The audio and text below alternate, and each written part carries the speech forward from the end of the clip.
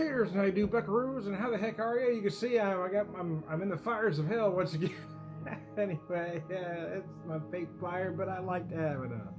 Anyway, yeah, I got my Christmas trees over to the side here, but the Elf King bottle is in its way, and I'm going to use the English translation because I can't seem to get that German translation right. But it is the Urban Chestnut Elf King. I want to read a little bit from their website here. It's from their Revolution series. This beer is sweet, soothing, and a deceptive delight. So much so it may deceive thy sight. See, they've got a rhyme going on there. Should you start to see visions of Elf King fame, heed the warning. Whence this beer gets its name, spelled out clearly in the Goethe poem. Hold on tight to a loved one and head for a home. 8%, 20 IBUs. They describe the color as pale gold. Hops are Cascade and Herzbrucker, Pilsner, Munich, and wheat. So, if you're not familiar with Urban Chestnut, what they do is they do two series of beer, they call it. One is their Reverence, which are beers right to style, whether they're doing traditional German styles, which is their home run swing, or their Kinsale drier Irish stout, which is just perfect. Anything in their Revolution series or Reverence series rather is right to style. The Revolution series, however, which this beer belongs to, they take some liberties, a lot of creativity, a lot of brewing creativity going on there. So, and that's what we've got here with the Elf King. And doing my beer whiskey pairing, because of the notes, the sweet notes, the slight tartness, the fruit notes of this particular beer, I decided I'd pair it with the New Holland Beer Barrel Rye. It is an 88 proof rye that is finished in their Dragon's Milk barrels, which is an imperial stout aged in bourbon barrels. So what you have is this very nice rye, and those finishing notes from that stout really give it a little something extra. But when I've had this before, as you can see, I'm near the end of my bottle finally. Is for me, there's a lot of spice and a lot of ginger notes. I get these citrus notes mixed with spice notes, a lot like fresh ginger, both on the nose and the flavor. A lot like, if you've ever grated fresh ginger, that aroma, for me, this is what this beer imparts. And you have those same flavors of that fresh grated ginger. So there you go. And I've got it on some whiskey stones. I got this nice set from my office Christmas party. Thanks, Emily. I am a one-trick pony.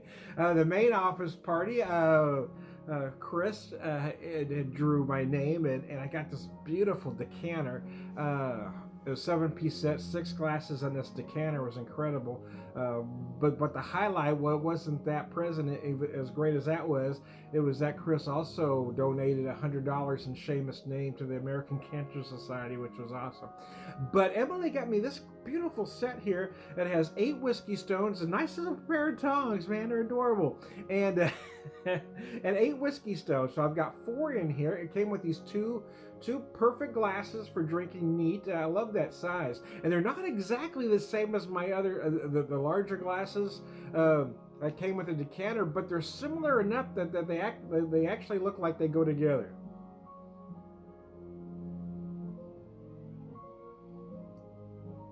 So if you've never used whiskey stones, what you do with these things is you put them in your freezer. You get them good and cold, and then you put it on your whiskey. Now, if you're expecting it to be ice cold, you're going to be disappointed. That's not what it does. But the plus here is that you're not going to dilute your whiskey. It won't necessarily get it as cold as, say, dropping a nice big cube in there, but it will really get it. It will get it cold, just not that cold. But what is nice about it, though, is once it gets to that temperature it's going to get at, it will maintain that coldness. Well, I mean, hey, I poured 1.5 ounces yesterday, and I drank it over about 35-40 minutes, and it maintained that same temp all the way through. And that's the nice thing about whiskey stones, is you're not worried about drinking that drinking too slowly, because you're not going to dilute your drink. And that's the nice thing about them.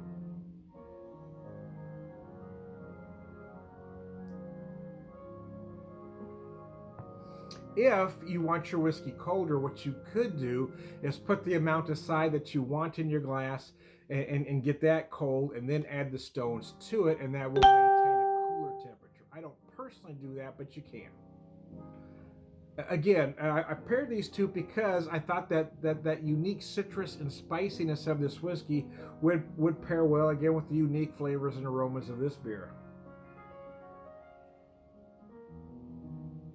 Again, it has a lot of similar aromas. I get notes of fresh lemon zest on the nose. I'm not necessarily getting the ginger citrus that you get from that, but it's similar, and enough where the aromas and flavors aren't the same, but enough alike where they complement each other and work well together. Oh, that's gorgeous. And that's what I look for when I do a beer whiskey pairing. I'm not looking necessarily for flavors that are exactly the same. I'm looking for flavors that work well, and aromas. Aromas very important. I'm looking for flavors and aromas that work well together, or have the potential to work well together.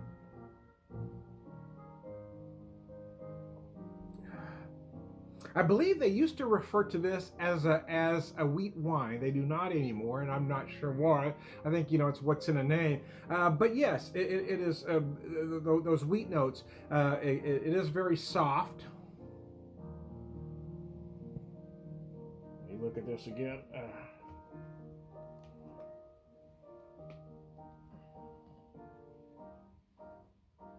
So the hops were Cascade and Hersbrucker. So that Cascade can give you some citrus-like flavors and aromas as well.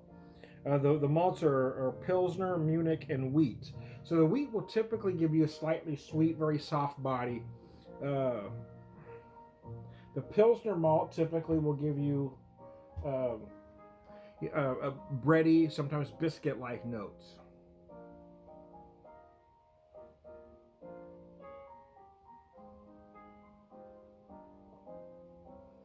It isn't. It isn't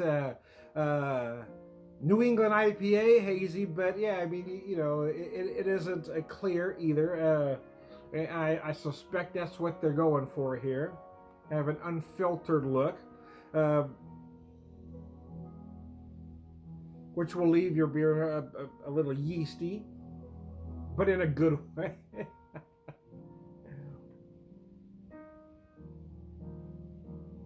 I heard something earlier that reminded me of one of my favorite holiday-themed jokes. So this guy's looking for a present for his wife for Christmas, and he's always, she always guesses what he's going to get. He can't surprise her, so he's trying to find something different. He waits till the last minute, and he finally wanders into this pet shop. So he explains his predicament to the pet shop owner, and the pet shop owner says, I think I have exactly what you're looking for. So the pet shop owner takes him to this parrot. And the guy says, okay, it's a parrot. He says, no, but watch this. So the guy opens the cage and he takes a lighter. And he lights it, and he puts it under the left foot of the parrot. And the parrot sings, jingle bells, jingle all the way. And he puts it under the right foot, and the parrot sings, we wish you a Merry Christmas, we wish you a Merry Christmas. Guy says, holy cow, that's incredible. So he buys the parrot, he takes it home, and he gives it to his wife on Christmas. So the wife, looks at it and says, well, it's a parrot. She says, no, watch this. And he takes the lighter and he puts it under the left foot, and the parrot sings Jingle Bells. It puts it under the right foot, and the parrot sings, we wish you a Merry Christmas. She says, that's amazing, but what happens if you put the lighter in the middle? So they take the lighter, they put it right in the middle, and the parrot sings, chestnuts roasting on an open fire. There you go. Anyway. Anyway, I didn't say it was a good joke. I said it was holiday themed. The story of Chet the Parrot. Anyway, my wife was surprised. I digress. I had a beautiful fire behind me on my television. Anyway, I like that. I guess got the canned Christmas music playing, the fake fire. I dig it, man. I like it. So anyway, I hope y'all are enjoying the Christmas season. Don't get too caught up in the buying of gifts, because that's not what it's all about.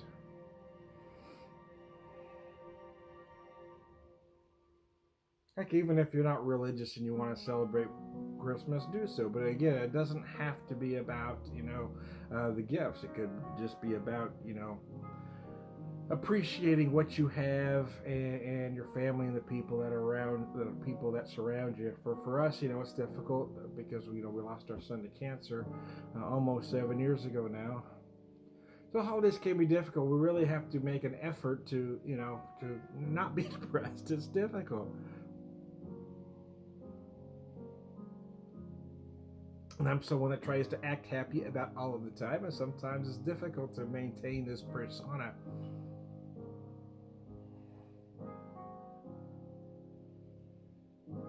So there's one reason I'm thankful for the job that I have is, I'm only in an in the office a certain portion of my day. Then I'm out doing things, so I don't have to, maintain that persona for a complete 8-hour day. Because quite frankly, I don't think I could do it. But I kind of get my game face on. I get in there when I'm getting ready to go in the office. I, put that smile on, and I become happy, goofy Tom.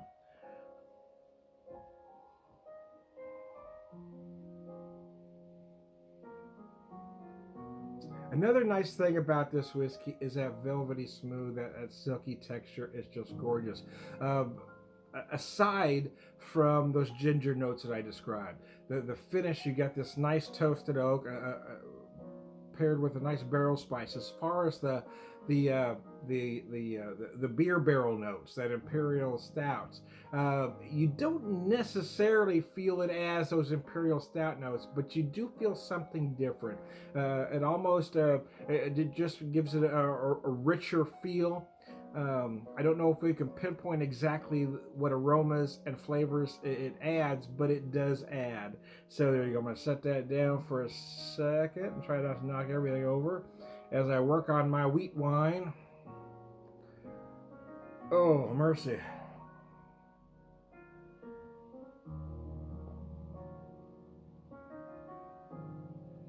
One thing I like about this beer, and I mentioned some of the aromas and the flavors, is the crispness of this beer. As sweet as this beer is initially, and there's so much going on at 8%, it finishes so dry, clean, and crisp. It almost has this very tight champagne-like carbonation. It's just absolutely gorgeous. I'm going to finish my whiskey here.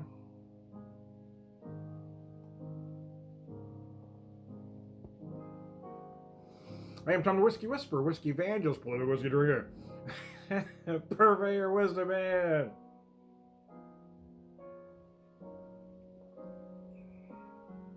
Yeah, it has that just very tight, stinging carbonation. It just cleans up beautifully. I'm also Tom the Beer Whisperer, Beer Evangelist. I got my patriotic outfit on.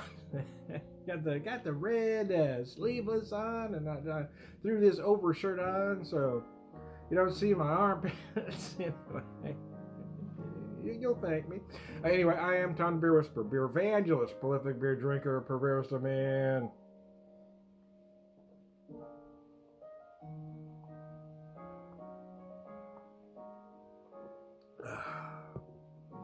All around good guy. Merry Christmas, y'all. Remember what the season's really about, and be kind to each other. Don't run folks over at the stores trying to find that one great present.